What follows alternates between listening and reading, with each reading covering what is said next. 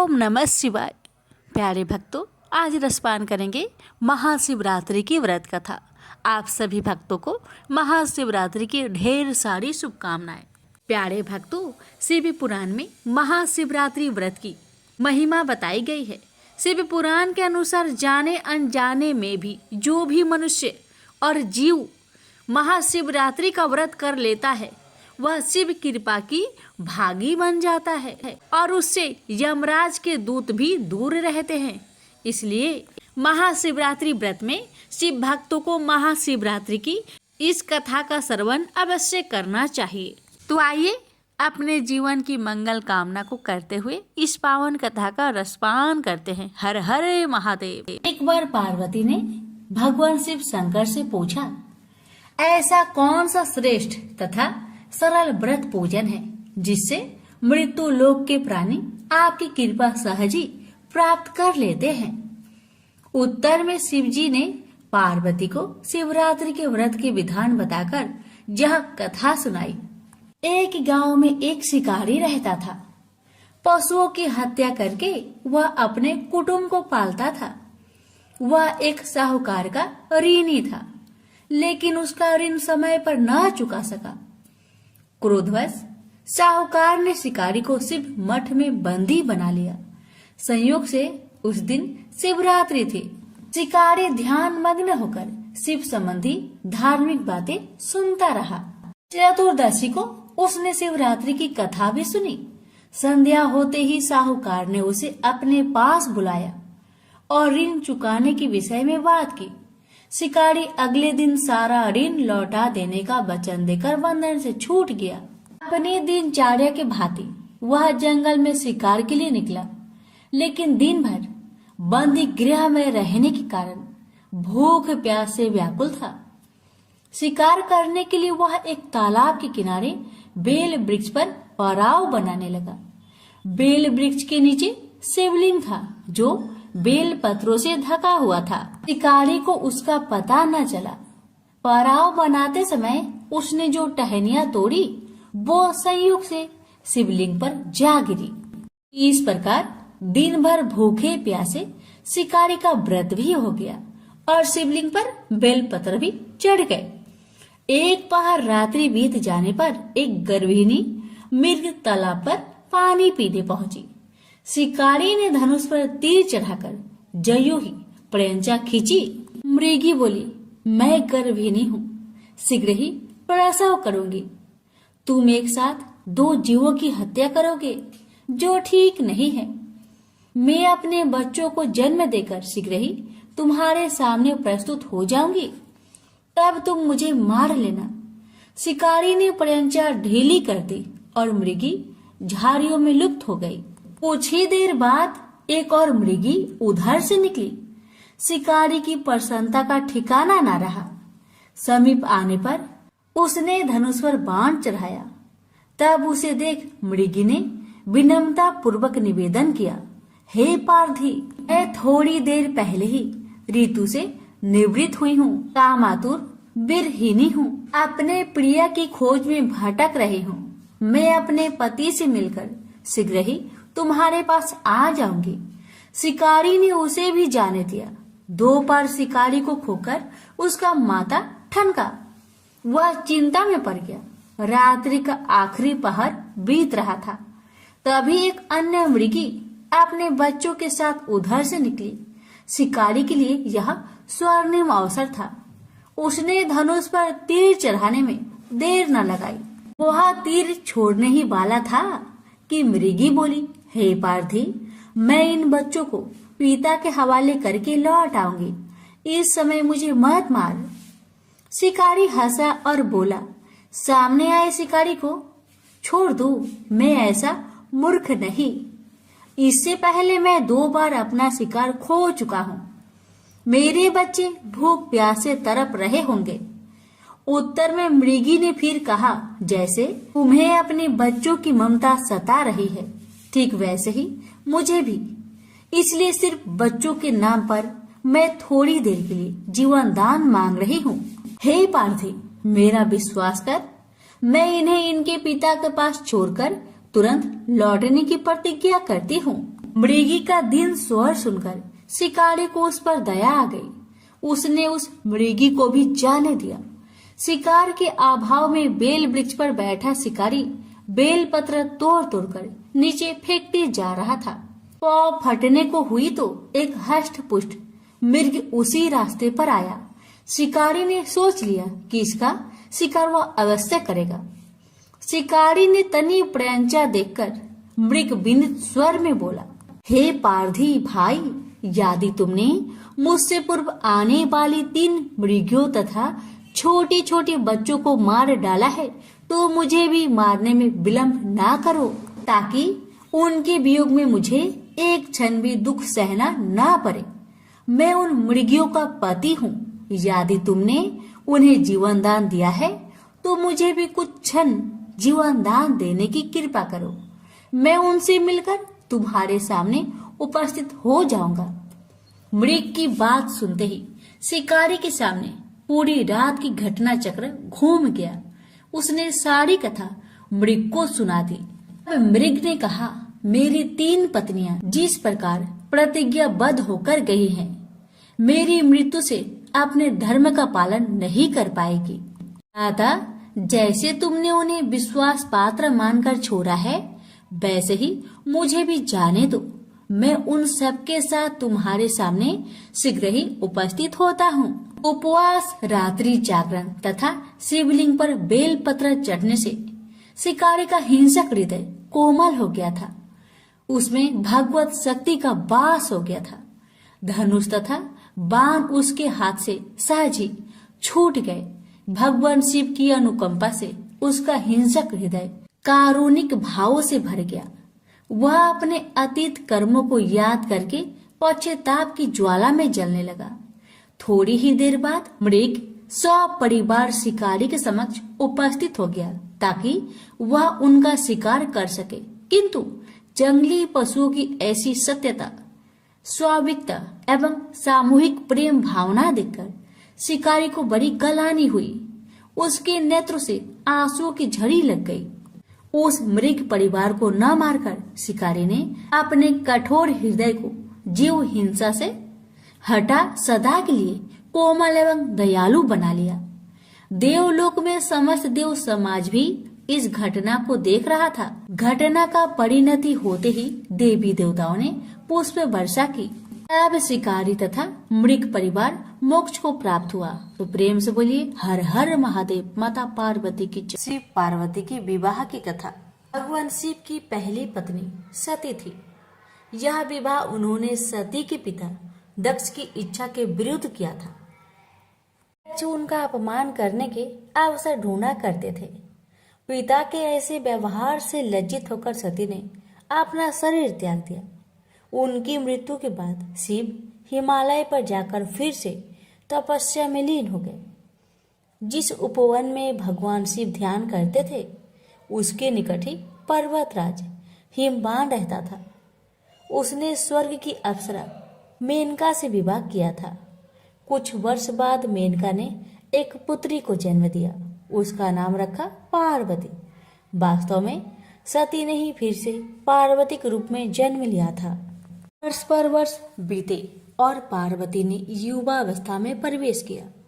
एक दिन मेनका ने अपने पति से कहा, स्वामी, पार्वती अब विवाह योग हो गई है। अब हमें पार्वती के लिए योग वर खोजना चाहिए। हिमवान बोला, मैं जानता हूँ, परंतु कोई योग वर ध्यान में नहीं आता। मैं अपनी पुत्री का हाथ उसी के हाथ में दूंगा जो सब प्रकार से योग होगा। एक दिन नारद मुनि हिमवान के घर आए। जब उन्होंने पार्वती को देखा तो हिमवान से बोले, हिम, तुम्हारी पुत्री के भाग्य में तो भगवान शिव से विवाह करने का योग है। नारद मुनि की बात सुनकर हिमवान सोचने लगा, शिव के पास मैं कैसे जाऊं? उन्होंने अगर अस्वीकार कर दिया तो? सती की मृत्यु के बाद उन्होंने किसी स्त्री का मुख तक नहीं देखा। परंतु मुझे वर खोजने की आवश्यकता नहीं। नारद मुनि की भविष्यवाणी असत्य नहीं होगी। मैं धीरज पूर्वक प्रतीक्षा करूंगा। परंतु एक दिन हिमवान का धीरज टूट गया। उसे एक विचार सूझा। वह मेनका से बोला, मैं पार्वती को शिव की सेवा करने भेजता हूँ। वो उसके रूप और गुण के प्रति आकर्षित जरूर होंगे। मेनका बोली, विचार तो बहुत उत्तम है। हिमवान ने पार्वती को अपने पास बुलवाया और कहा, बेटी, भगवान शिव उस उपवन में तपस्या कर रहे हैं। तुम अपनी सहेलियों के साथ जाकर उनकी सेवा किया करो। पार्वती बोली, अवश्य पिताजी, हमने अनेक बार उन्हें देखा है। पार्वती और उनकी 2 सहेलियों को लेकर हिमवान शिव के पास गए और उनसे निवेदन किया, हे भगवान, आपके पास पूजा अर्चना की तैयारी करने वाला कोई नहीं है। मेरी पुत्री यह सेवा कर सकती है।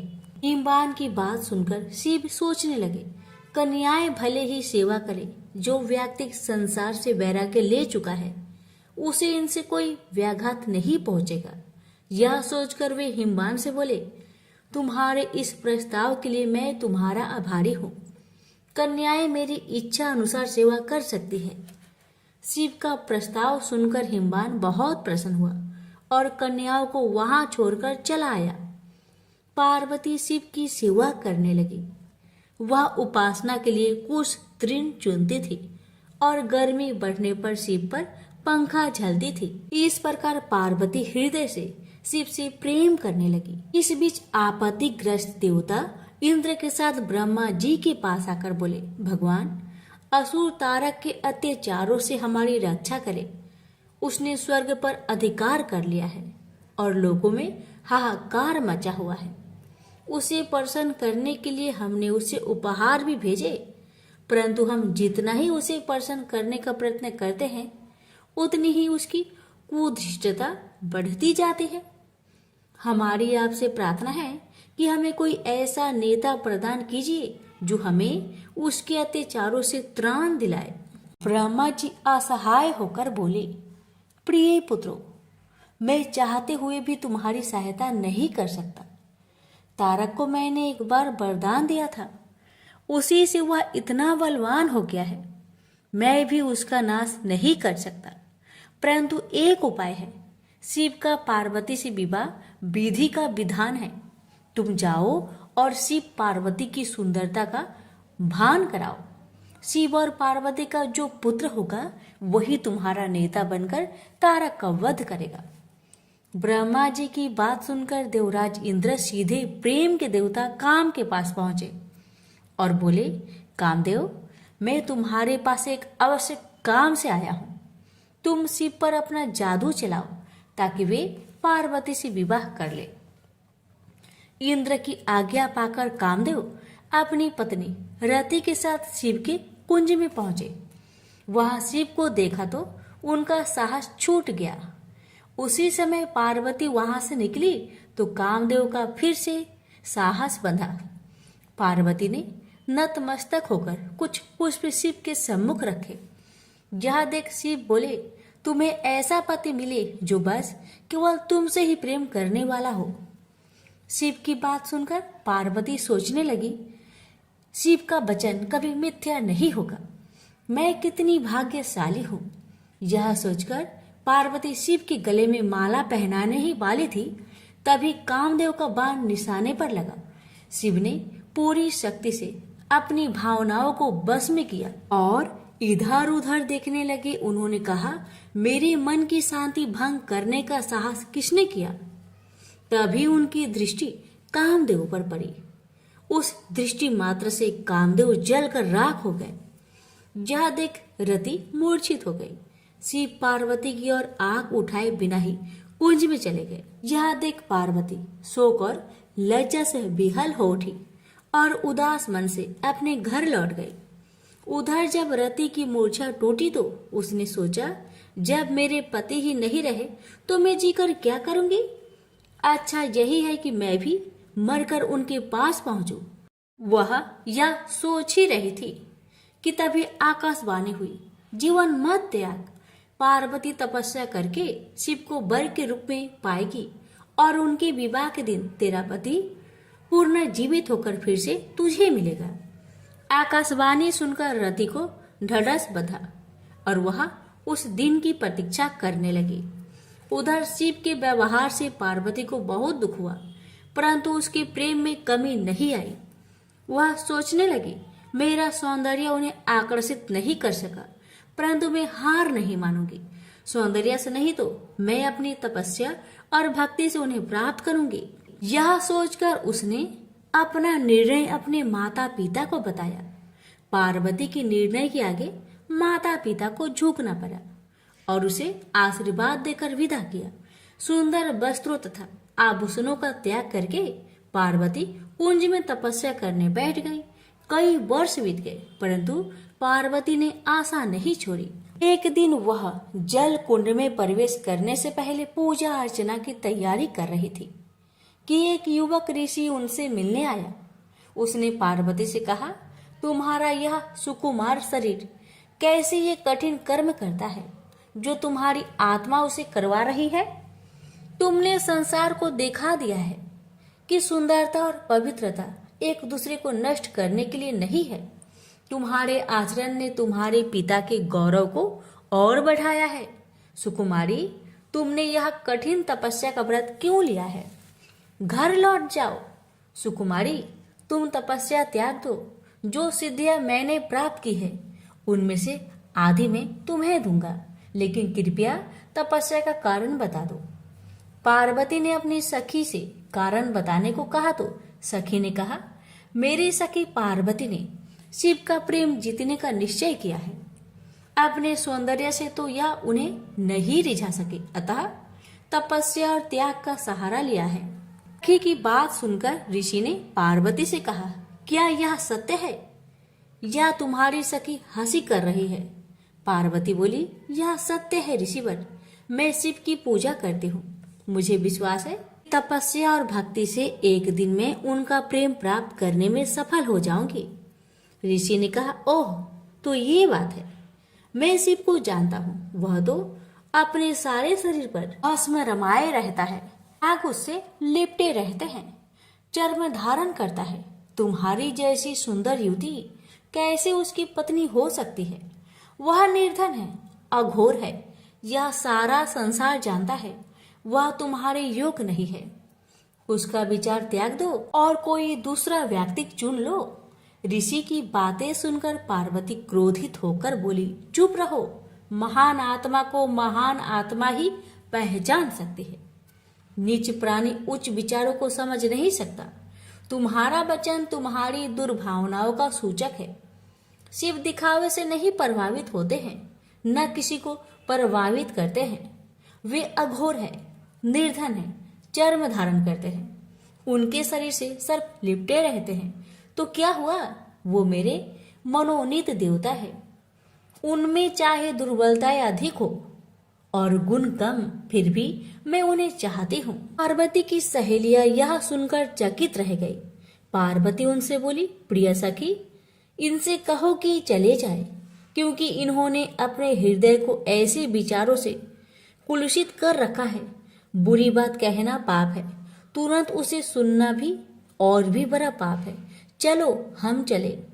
क्रोध से भरकर पार्वती जैसे ही चलने को हुई, ऋषि ने जल्दी से आगे बढ़कर उसका मार्ग रोक लिया। देखकर पार्वती आश्चर्य हो गई। वह ऋषि और कोई नहीं, स्वयं भगवान शिव थे। वे पार्वती से बोले, सुकुमारी, तुम्हारी तपस्या और भक्ति ने मुझे जीत लिया है। मैं तुम्हारे सामने विनीत हूँ, तुम्हारा दास हूँ, किंतु कर्तव्य परायणा पार्वती शिव को छोड़ अपनी सखी के पास जाकर बोली, सखी, इनसे कहो कि मेरे पिताजी से विवाह का प्रस्ताव करना होगा। सखी के यह कह देने पर पार्वती शिव के पास आई। शिव बोले, मैं इसमें तनिक भी देर नहीं करूंगा प्रिय। यह अवशासन पाकर पार्वती अपनी सहेलियों के साथ घर लौट आई। शिव ने सप्त ऋषियों को बुलवाकर उनसे कहा, ब्रह्मा ने देवताओं को वचन दिया है, मेरा ही पुत्र तारक का वध करेगा। इस वचन को पूरा करने के लिए मुझे पार्वती से विवाह करना है। जाकर हिमवान से विवाह का प्रस्ताव करो। प्रस्ताव सुनकर हिमवान अत्यंत प्रसन्न हुआ और उसने विधि पूर्वक शिव पार्वती की विवाह कर दिया। विवाह संस्कार के बाद देवता शिव के पास आकर बोले, भगवान, हमारा आपसे आग्रह है कि रति को फिर से उसका पति मिलना चाहिए। अपनी प्रिय वधू का ध्यान करके प्रेम के देवता कामदेव तथा उनकी शोकाकुल पत्नी पर कृपा कीजिए। अवश्य, अब तो मैं भी उसी कामदेव का दास हूं। कई वर्ष बीत गए। शिव अपनी पत्नी के प्रेम में डूबे हुए थे। अब इंद्र ने अग्नि को शिव के पास भेजा। अग्निदेव शिव के पास गए और उनसे विनती की, भगवान, मैं आपको देवताओं की आवश्यकता का स्मरण कराने आया हूँ। शिव ने अग्निदेव के हाथ में एक बीज रखा और बोले, इस बीज को पकने पर एक बालक का जन्म होगा, वही तुम्हारा सेनापति होगा। अग्निदेव बीज लेकर वहां से चले गए, परंतु वह बीज इतना गर्म था, उसे पकड़े रहना बहुत कठिन था। इंद्र के पास पहुंचते पहुंचते अग्निदेव का शरीर पीड़ा से पीला पड़ गया। वह इंद्र से बोले, बीज मेरे पास है, परंतु उसे संभालना असंभव है। अग्निदेव की दशा देखकर इंद्र दुखी होकर बोले, तुम उसे गंगा के पास ले जाओ, वह तुम्हें ठंडक पहुंचाएगी और इसे संभालेगी। अग्निदेव गंगा के पास गए। जब उन्होंने बीज को लेकर उसमें डुबकी लगाई तो उसमें उफान आने लगा और वह उबलने लगी। तब बीज किनारे पर जा गिरा। उसी समय स्वर्ग की 6 अप्सराएं गंगा में स्नान करने आई। उन्होंने बीज को उठाकर सर घास में रख दिया। बीज तब तक पक चुका था और उसमें से कार्तिकेय प्रकट हुए। आश्चर्यचकित अप्सराएं बोली, इसे हम अपने साथ ले जाएंगे। पहले पहले हमने ही देखा है। फिर गंगा स्त्री का रूप धारण कर बाहर आई और अग्निदेव भी वहां आए। गंगा बोली, इसे मैं ले जाऊंगी, मैंने इसे जन्म दिया है। अग्निदेव बोले, नहीं, यह हमें प्रदान किया गया है। उसी समय शिव तथा पार्वती वहां आए। शिव ने विवाह का निर्णय करते हुए कहा, जो बालक देवताओं का नेतृत्व करने वाला है उसका पालन पोषण पार्वती ही कर सकती है। पार्वती ने प्रेम से बालक को उठाकर छाती से लगा लिया। फिर वे कैलाश पर्वत पर लौट आई। समय बीतने के साथ कार्तिकेय बड़ा हुआ। उसके नेतृत्व में देवताओं और तारक के बीच भीषण युद्ध हुआ। कार्तिकेय ने उसे मार डाला। स्वर्ग का सिंहासन फिर से इंद्र को मिला और स्वर्ग में फिर से सुख शांति का साम्राज्य प्रस्थापित हुआ। प्रेम से बोलिए, हर हर महादेव। माता पार्वती की जय। यह बात उस समय की है जब कामीपल्य नगर में एक यज्ञदत्त नाम का एक ब्राह्मण रहता था, जो यज्ञ विद्या में पारंगत था। उसके गुणनिधि नामक एक पुत्र था, जिसकी आयु उस समय 8 वर्ष की थी और उसका यज्ञोपवीत हो चुका था। उसने भी बहुत सी विद्याएं सीखी थी, परंतु पिता से छिपकर वह जुआरी, खेलकूद में संलग्न और गाने बजाने वालों के साथी हो गया। उसने ब्राह्मणों का आचार त्याग, संध्या वंदना आदि से रहित ब्राह्मणों की निंदा में रट तथा पाखंडियों तथा भारों का साथ कर लिया था। माता के कहने पर भी वह पिता के समीप नहीं जाता और पिता तो घर के कार्य और शादी में संलग्न रहा करता। और जब घर आकर अपनी स्त्री से पूछता कि इस समय गुण निधि कहाँ गया है, तो वह कह देती कि इस समय कहीं बाहर गया है, कहीं स्नान या देवताओं की पूजन के लिए गया होगा। एक ही पुत्र वाली होने के कारण वह माता दीक्षित को ठग लेती। निदान गृह सूत्र के अनुसार दीक्षित ने उस पुत्र का विवाह भी करा दिया। माता नित्य पुत्र को समझाती कि तुम्हारे पिता बड़े ही महात्मा और क्रोधी भी है, तुम अपनी बुरी आदतों को छोड़ दो, अन्यथा जब वह तुम्हारे इस चरित्र को जान लेंगे तब तुमको और मुझको दोनों को मारेंगे। तुम्हारा कुल बड़ा पवित्र है, तुम यह जुआ आदि निंद कर्म क्यों करते हो? हे पुत्र, इसे त्याग देने में ही तुम्हारा कल्याण है। परंतु कहा की बात माता के समझाने का उस पर कुछ भी प्रभाव न पड़ता। एक दिन उसने घर में रखी हुई पिता के हाथ की अंगूठी को चुराकर किसी जुआरी के हाथ में दे दिया। देव योग से दीक्षित ने उस अंगूठी को जुआरी के हाथ में देखा और उससे पूछा, तो उसने कहा, मैंने कोई तुम्हारी चोरी तो की नहीं है, किंतु तुम्हारे पुत्र ने ही लाकर दिया है। अंगूठी ही नहीं, किंतु उसने और जुआरियों को भी बहुत सा धन ला कर दिया है। परंतु आश्चर्य है कि तुम जैसा पंडित अपने पुत्र को क्यों नहीं जान सके। लज्जा के मारे दीक्षित का सिर झुक गया। वह सिर झुकाए और वस्त्रों से अपना मुख ढके हुए अपने घर गया और घर में जाकर पत्नी से बोला कि हे दीक्षित की धूर्त पत्नी, भला यह तो कहो वह तेरा गुण निधि पुत्र कहाँ है? वह कहीं भी हो, किंतु मेरी अंगूठी कहाँ है जिसे उपटन करते समय तूने मेरे हाथ से ले ली थी? उसने कहा मैंने कहीं रख दी है, स्मरण नहीं आ रहा है, क्योंकि मध्या का समय है और इस समय स्नान आदि में संलग्न हूँ, क्योंकि अतिथियों का आगमन का समय बीता जा रहा है, जबकि पकवान आदि भी मुझे शीघ्र तैयार करने हैं। पूजा की सामग्री भी तो अभी एकत्र ना कर सकी हूँ। दीक्षित ने कहा सत्य है, हे असत्य, पुत्र को उत्पन्न करने वाली तू बड़ी सत्यवादिनी है। इसी से तो जब जब मैं पूछता था कि कहाँ गया है, तब तब तू मुझे अपनी बातों में बहला दिया करती थी। पत्नी से ऐसा कहते हुए ब्राह्मण यज्ञदत्त घर की और चीजें ढूंढने लगा, परंतु जब एक भी चीजें ना मिली, क्योंकि पुत्र ने उन्हें जुए में दे डाला था और उसकी माता पुत्र की ममता परकर उसके दोषों को छिपाती फिरती थी, तब सारा दोष अपनी पत्नी का जानकर उस ब्राह्मण ने जल लेकर स्त्री पुत्र को तिलांजलि दे दी और किसी क्षेत्रीय ब्राह्मण की कांता से अपना दूसरा विवाह भी कर लिया। अब यह समाचार दीक्षित के पुत्र को मिला तो वह गृह त्याग कर कहीं दूर जाकर अपने भविष्य की चिंता करने लगा। कभी माता की ममता का स्मरण, कभी पिता की धर्म यज्ञता और कभी अपनी मूर्खता पर पश्चाताप करने लगा। निदान भूख प्यास से पीड़ित संध्या का समय एक शिव मंदिर के पास जाकर बैठ गया, जहां शिवरात्रि के व्रत में शिव जी के पूजन हेतु सब परिवार समस्त सामग्रियों से युक्त होकर आया। जब वह सब प्रकार की शिव की पूजा कर चुके और घर से लाए हुए पकवान आदि उन पर चढ़ा चुके, तब भूख से पीड़ित यज्ञदत्त का पुत्र उसे कैसे ग्रहण करे, इसके लिए वह मंदिर की आड़ में छिपकर सब देखता रहा। जब वे लोग पकवान आदि चढ़ाकर किंचित विश्राम करने लगे, तो उनकी आंखों में झपकी आते आते यज्ञदत्त का पुत्र धीरे से उठकर मंदिर में प्रवेश कर गया और जो कुछ भोग चढ़ा था सब लेकर चंपट हो गया। किंतु उस क्षण उसके पैर की धमधमाहट सुनकर वे सोए हुए लोग जाग उठे और चिल्लाते तथा दौड़ते हुए उसका पीछा किया।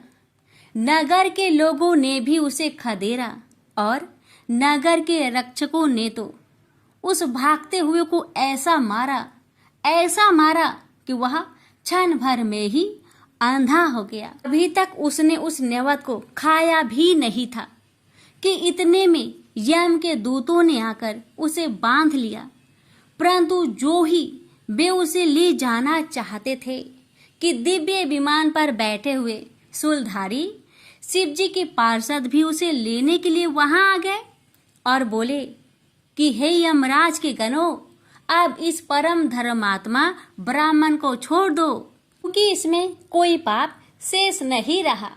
यम के दूतों ने शिव जी के पार्षदों को नमस्कार कर कहा, नहीं, आप नहीं जानते, यह बड़ा पापी और अपने धर्म कर्म से नष्ट, कुल के आचार से हीन और अपने पिता का बड़ा शत्रु है। यह देखो, इसने शिव जी का निर्माल्य भी चुराया है। शिव निर्माल्य के भक्षक और उल्लंघन करने वाले को तो छूने से भी पाप लगता है, परंतु धर्म जैसी जानकारी आप सबको है वैसी हम सबको नहीं है। अतएव यदि इसमें कुछ धर्म का लेश हो तो हमें भी सुनाइए। अब शिव जी के किंकर उन पार्षदों ने कहा कि हे यमदूतों, इस यज्ञदत्त के पुत्र ने जहाँ बहुत से पाप किए हैं, वही इसने पाप रहित धर्म भी किए हैं। जैसे लिंग के सिर पर गिरती हुई दीपक की छाया को इसने निवारण किया और रात्रि में इसने अपना वस्त्र फाड़कर दीपक में बत्ती डाली। प्रसंग बस इसने शिव महापुराण की कथा का श्रवण भी किया तथा ऐसे ही और भी कार्य किए हैं। व्रत रहकर इसने शिव जी की पूजा का दर्शन किया, स्थिर चित्त से द्वार पर बैठा रहा। इस कारण यह अभी हमारे साथ शिवलोक को जावेगा, कुछ दिनों तक वहां रहेगा, फिर पाप रहित होकर यह कलिंग देश का राजा होगा, क्योंकि यह ब्राह्मण श्रेष्ठ निश्चय ही शिव का प्रिय है। तुम लोग प्रसन्न हो, अपने लोक को जाओ। ब्रह्मा जी कहते हैं कि यह सुनकर यम के दूत जहां से आए थे वहीं अपने लोक को चले गए। सब समाचार यमदेव से कहा। यमराज ने भी हर्ष से उनकी बात स्वीकार की। फिर तो यमदूतों से चुराया गया वह ब्राह्मण शिवगणों द्वारा शिवलोक को गया और वहां शिव पार्वती की सेवा से लौटकर कलिंग देश का राजा हुआ। हाँ, उसका नाम अरिंदम पड़ा। उसने अपने राज्य में शिव भक्ति का अच्छा प्रचार और प्रसार किया और शिव मंदिर में रत्नों के दीपक जलाते रहने से वह अलकापति हुआ। शिव जी की थोड़ी भी सेवा बहुत फलदायक है। जगदत्त के पुत्र गुण निधि का यह चरित्र जो भी सुनेगा उसकी सब कामनाएं पूर्ण होगी और उसे बड़ा संतोष प्राप्त होगा। तो प्रेम से बोलिए हर हर महादेव, माता पार्वती की जय। एक बार गणेश जी एक छोटे से बालक के रूप में एक चम्मच में चावल और दूसरे चम्मच में दूध लेकर निकले। वो हर किसी से कह रहे थे कि कोई मेरे लिए खीर बना दो, कोई मेरे लिए खीर बना दो। एक बुढ़िया माई बैठी हुई थी। उसने कहा, ला बेटा, मैं तुम्हारे लिए खीर बना देती हूँ। इतना कहकर बुढ़िया माई अपने कमरे में जाकर छोटे छोटे 2 कटोरी लेकर आती है। तब भेष रूपी गणेश जी कहने लगे, दादी माँ, छोटी सी बर्तन से क्या होगा? आपके घर में जो सबसे बड़ा बर्तन हो उसी को लेकर आओ। बुढ़िया माई मुस्कुराकर बच्चे की मन रखने के लिए, उसके खुशी के लिए अपने घर की सबसे बड़ा बर्तन लेकर बाहर आई और बालक गणेश के सामने रख दिया। अब तो बुढ़िया माई की आंखें फटी की फटी रह गई। वह जो थोड़े से चावल थे, 1 चम्मच चावल उस बर्तन में डालते ही बर्तन चावल से भर गया और दूसरे बर्तन में 1 चम्मच का दूध डालने से ही बर्तन दूध से भर गया। ये सब देख बुढ़िया आश्चर्य में पड़ गई। अब इतना होने के बाद भेष रूपी गणेश जी कहते हैं, दादी माँ, मैं नहाकर आता हूँ, आप खीर को बनाकर तैयार कर लो। जब बुढ़िया माई बड़े ही प्यार से खीर को बनाया, बूढ़ी माई के पोते पोती खीर खाने के लिए रोने लगे। बुढ़िया ने कहा, गणेश जी, आपके भोग लगे। इतना कहकर चूल्हे में थोड़ी सी खीर डाली और अपने दोनों बच्चों को कटोरी भर भर कर खीर दे दिया। बूढ़ी माई की पड़ोसन ऊपर से देख रही थी, तो बुढ़िया माई ने सोचा ये पड़ोसन जरूर चुगली कर देगी। तो बुढ़िया माई ने उसे भी 1 कटोरा खीर भरकर उसे भी पकड़ा दिया। अब होता है ये कि बेटे की बहू चुपके से आई और 1 कटोरा खीर लेकर बड़े प्रेम से खाई और कटोरा को चक्की के नीचे छुपा दिया। अभी भी गणेश जी नहीं आए थे। बुढ़िया माई को भी भूख लग रही थी। बेचारे वो भी 1 कटोरा खीर भरकर किवाड़ के पीछे बैठकर एक बार फिर कहा, हे गणेश जी, आपको भोग लगे, ऐसा कहकर खाना शुरू कर दिया। तभी गणेश जी आ गए। तो बुढ़िया माई कहने लगी, आजा रे गणेशिया, खीर खा लो, मैं आपके ही राह देख रही थी। गणेश जी ने कहा, दादी माँ, मैंने खीर पहले ही खा ली है। तो बुढ़िया माई ने कहा, कब खाई? गणेश जी कहने लगे, जब आपके पोते पोती ने खीर खाई तब मैंने खाई थी, जब आपकी पड़ोसन ने खाई थी तब भी मैंने खाई थी, और जब बूढ़ी माँ आपकी बहू ने खाई तब भी मैंने खाई थी, और अब जब आप खा रही हो तो मेरा पेट पूरी तरह से भर गया है। तो बुढ़िया माई कहने लगी, बेटा तुम्हारी सब बात सच है, पर मैं कैसे मानूं कि मेरी बहू ने खीर खाई? बेचारी सुबह से काम में लगी रही है, तो फिर उसने कब खाई? गणेश जी ने कहा, चक्की के नीचे जाकर देख, जूठा कटोरा पड़ा है जो तेरी बहू ने खाकर छुपा के रखी है, और तूने तो मेरे लिए भोग भी लगाया था, और तुम्हारी बहू ने वैसे ही खा गई। बूढ़ी माई ने कहा, बेटा यह घर की बात है, घर में ही रहने दो। अब बताओ कि बची हुई खीर का मैं क्या करूं? भेषरूपी गणेश जी ने कहा, नगरी जिमा दो। बुढ़िया ने पूरी नगरी जिमा दी, लेकिन फिर भी गणेश जी की कृपा से खीर पूरा की पूरा भरा ही था। राजा को पता लगा कि बुढ़िया के पास जादुई बर्तन है, तो राजा ने बुढ़िया माई को महल में बुलवाया और कहा, क्यों रे बुढ़िया, यह खीर वाली बर्तन तुम्हारे घर में शोभा नहीं देता है, ये तो हमारे महल में शोभा देगा। तो बुढ़िया ने कहा, राजा जी अगर आपको खीर का बर्तन लेना है तो ले लो। अब तो राजा लालच में पड़कर बुढ़िया माई के खीर के बर्तन को मंगवा लिया। खीर के बर्तन महल में लाते ही कीड़े मकोड़े बिच्छू कचले हो गए और खीर से दुर्गंध आने लगी। यह देखकर राजा ने बुढ़िया से कहा कि हे बुढ़िया, क्या तुम जादू टोना जानती हो? ये खीर के बर्तन महल में आते ही कीड़े मकोड़े बिच्छू में बदल गए, ऐसा क्यों? मुझे बताओ। पहले तुम अपने खीर के बर्तन वापस ले लो, फिर मुझे सारी कहानी बताओ। राजा ने जैसे ही वह खीर वाली बर्तन बुढ़िया माई को दिया, वैसे ही बूढ़ी माई के हाथों से लगते ही वह खीर फिर से सुगंधित खीरों में बदल गया। ये देखकर राजा बड़े आश्चर्य में पड़ गया और बूढ़ी माई से कहने लगा, हे बुढ़िया माई, कृपा करके बताओ ऐसा चमत्कार कैसे? तो बुढ़िया माई ने कहा, हे महाराज, ये बर्तन मुझे गणेश जी ने दिया है और उन्हीं की कृपा से ये खीर के बर्तन खाली नहीं पड़ती। सारी कहानी बताकर बुढ़िया माई राजा से विदा लेकर अपने घर को चली आती है और गणेश जी से कहती है, हे गणेश जी, बची हुई खीर का मैं क्या करूं?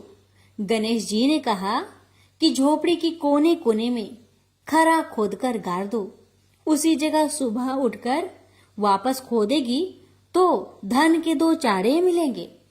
ऐसा कहकर गणेश जी अंतर्ध्यान हो गए और जाते समय भगवान झोपड़ी को लात मारते हुए गए तो झोपड़ी के स्थान पर महल हो गया। सुबह बहू ने फावड़ा लेकर पूरे घर को खोद दिया, लेकिन कुछ भी नहीं मिला। तो बहू कहने लगी, सासू जी, आपके गणेश जी झूठे हैं। तो सास ने कहा, बहू, मेरे गणेश झूठो नहीं है, ला मैं देखूं। वह सुई लेकर खोजने लगी तो टन टन कर 2 धन के चाड़े निकल आए। बहू ने कहा, सासू जी, आपके गणेश तो साचो ही हैं। सास ने कहा, गणेश जी तो भावनाओं के भूखे हैं। यह गणेश जी जैसे आपने बुढ़िया माई को दिया, वैसे सबको देना। विनायक जी की कहानी कहने वाले, हुक्कार भरने वाले और आसपास के सुनने वाले सबको देना। प्रेम से बोलिए, जय श्री गणेश।